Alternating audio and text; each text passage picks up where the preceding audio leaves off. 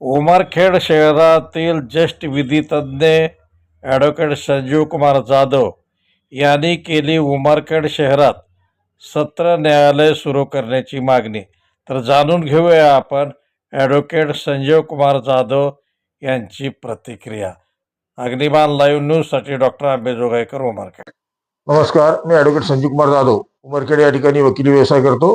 मागील 26 वर्षापासून या ठिकाणी वकिली व्यवसाय करतो.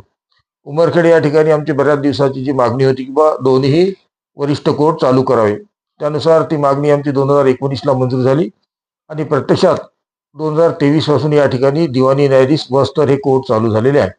परंतु या ठिकाणी अतिरिक्त जिल्हा सत्र न्यायालय मंजूर होऊन सुद्धा चालू झालेले नाही. आजची जी परिस्थिती आहे तर उमरखेडून पुसदला जाणे फार कठीण आहे. रोड अतिशय खराब झालेला आहे. या ठिकाणी रेल्वेचं काम चालू आहे. त्यामुळं पक्षकारांना व वकिलांना कामकाजात सहभाग घेत असताना महागाव वरून पुसदला जावं लागत आहे. ही अतिशय कठीण रस्ता आहे. त्यामुळं उमरखेड या इमारतीमध्ये अतिरिक्त जिल्हा सत्र न्यायालय सुरू होण्यासाठी भरपूर अशी जागा उपलब्ध आहे. त्यामुळं आमची या ठिकाणावरून प्रमुख जिल्हा न्यायाधीश साहेबांना मी विनंती करतो की उमरखेड या इमारतीमध्ये यापूर्वी अतिरिक्त जिल्हा सत्र न्यायालय चालू होण्याच्या दृष्टीने ज्या कोर्ट हॉलचं मोजमाप केलं होतं त्या कोर्ट हॉलमध्ये आपण अतिरिक्त जिल्हा सत्र न्यायालय चालू करावं.